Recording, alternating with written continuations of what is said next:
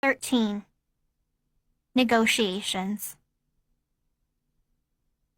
"You have to come get me," I begged Nick. The plan was for him to get back on the bus and take me to his home in Wisconsin to live with him and his mom and stepdad. Nick had a private room with a bathroom all his own upstairs, so we'd be comfortable enough and have privacy. Nick said his mother welcomed me, but wouldn't give him the money to come back to Missouri. She didn't know too much about my situation. She talked to Nick about our relationship as if we were any other 20-something couple in love and miles apart. Her advice to him was that couples take turns in the relationship, so it was my turn to reciprocate for the visit he took when we met at the movie theater a few months earlier. She told Nick that if I really loved him, I would make this trip to Wisconsin. "Gypsy needs to come to Wisconsin this time," Nick's mother said.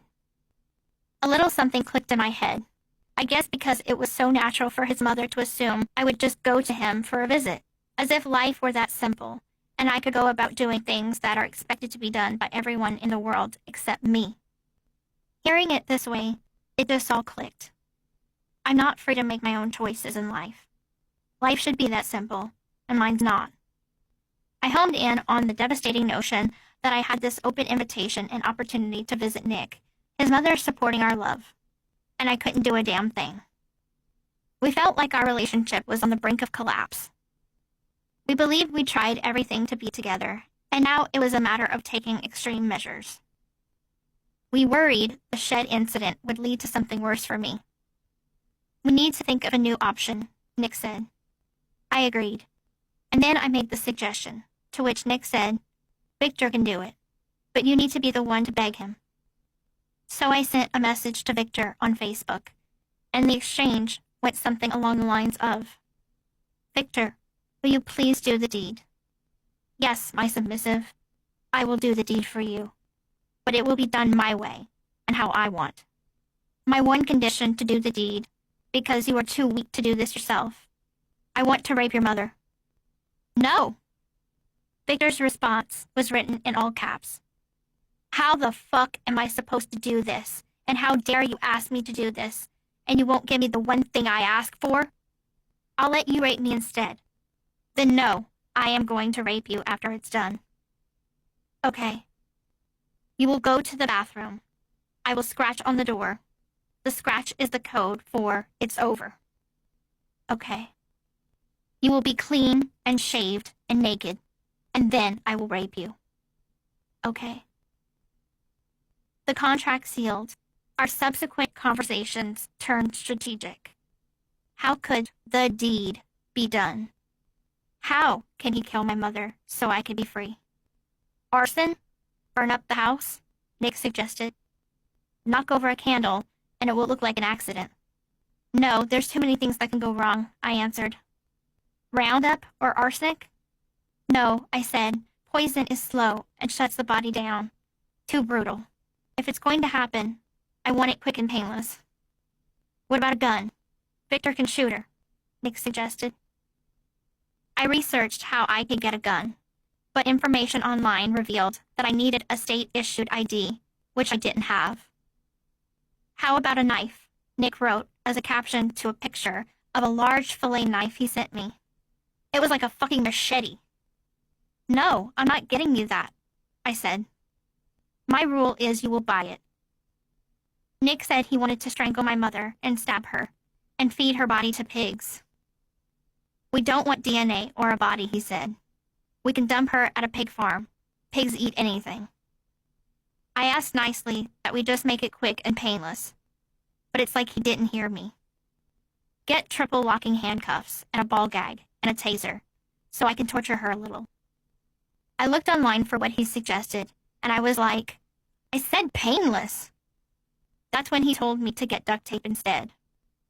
The final plan was I'd steal a large kitchen knife from Walmart. He could rape me when he was done. He would leave her body in her bed. Then we'd slip off to Wisconsin to live our quiet life. I thought we had it all settled, and then he had an idea.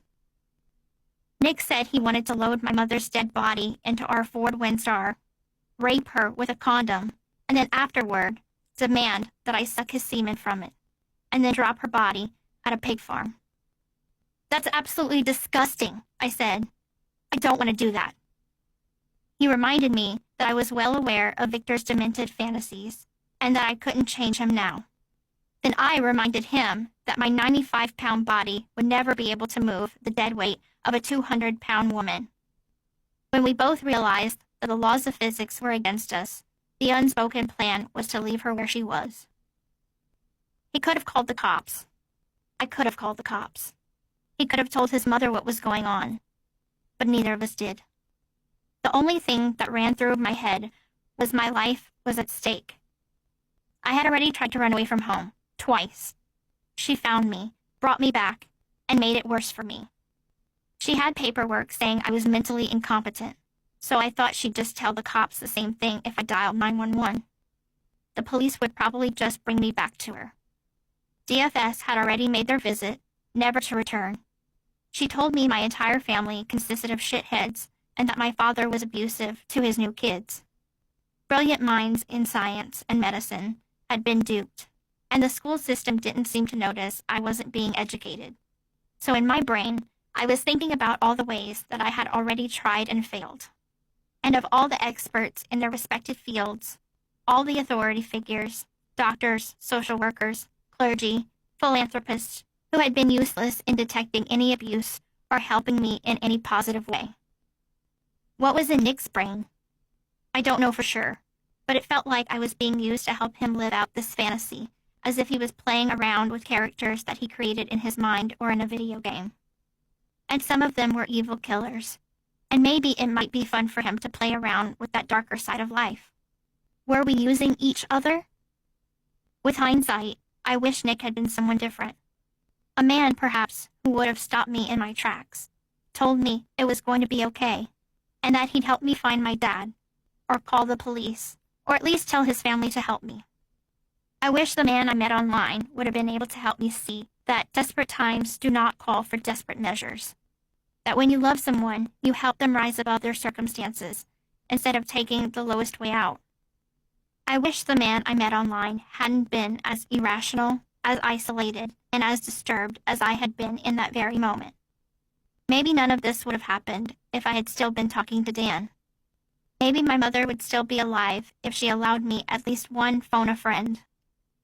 Maybe if I had been educated or without a cocktail of prescription drugs, my rational brain would have worked better. I will never know.